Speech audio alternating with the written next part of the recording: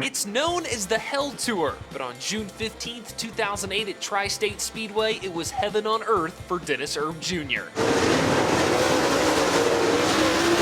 The man who's come to dominate the UMP Summer Nationals the past 2 seasons picked up his first win on the 08 Hell Tour in dramatic fashion. Stalking race-long leader Randy Cordy in the final laps, Erb used the low line while the double zero car rode the rim.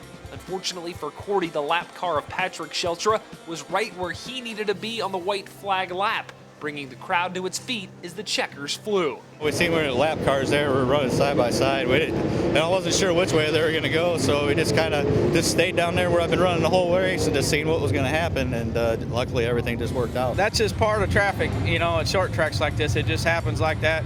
I mean, I was a little frustrated because the guys can't make up their mind what lines they want to run, and they know they're getting lapped. Choose the bottom or choose the top, and choose that line. That way the leader can go where he's got to go. But he was all over the place.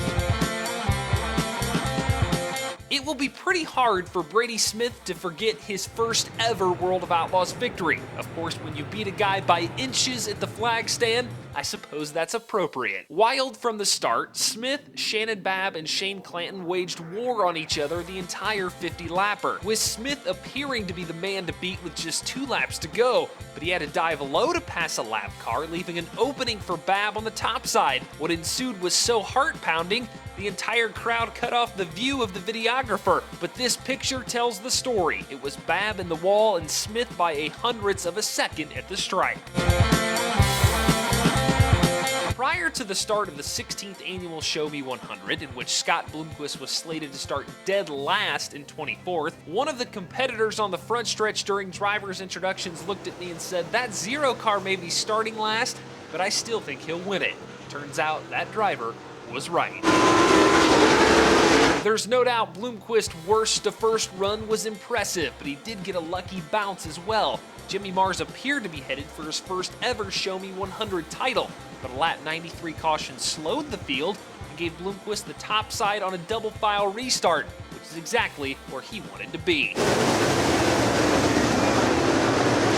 7 laps later, he was back in victory lane for his 5th Show Me 100 championship. A lot of memories over the last years, we won a lot of races over the last years, but, winning them like that, you don't ever forget them. I mean, this really was probably one of the sweetest Show Me's I've ever won.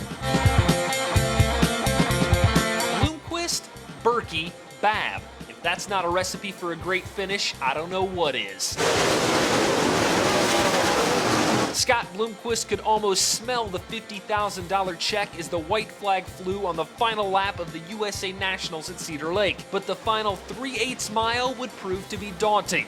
One-time race leader Babb, as only he could, attempted to throw a Hail Mary on the high side as Brian Burkhofer, who rallied from the back of the pack, went low. Babb and Bloomquist made contact, Berkey nosed his way up on the bottom, and the rest became crown jewel history. At the end, we looked out to the right and saw Shannon. I was like, whoa. I went into 3 and 4 trying to pass both them guys. Shannon was going high, he was going to gamble hitting that cushion and trying to go around the outside of Scott. Scott was probably hearing him and maybe forgetting about me. I never even considered him. You can always throw those Hail Marys in there, and sometimes they work, sometimes they don't. Scott made it as wide as he could, going down front straightaway. Shannon was trying to get his run, and I was down there. I'd have done the same thing. You got to make that car wide on that last lap, especially when it's that tight. Kind of disappears down there. You really can't see him. You don't want to crash. I know he was going to come to the wall on front straightaway. When you're going for 50 on the last lap, it's all good. We had a little contact, but nothing too severe. It was close. I was one of them deals where I went for it, but I had to lift a little bit or I'd be in the fence. Gathered to back up and got to second place there, and I was happy with that. I guess the fans loved it. I'll enjoy watching this. For Tim McCreadie, there's only one thing he couldn't afford on the final lap of the $40,000 to win Knoxville Nationals. I thought, damn it, here we go. After surviving a mid-race battle royale with none other than Tony Stewart, T-Mac was on the verge of snatching his 3rd high-dollar event in a month and a half. But a lap 99 caution flag, thanks to Billy Moyer's oil leak, left the door open for Josh Richards, who promptly took advantage.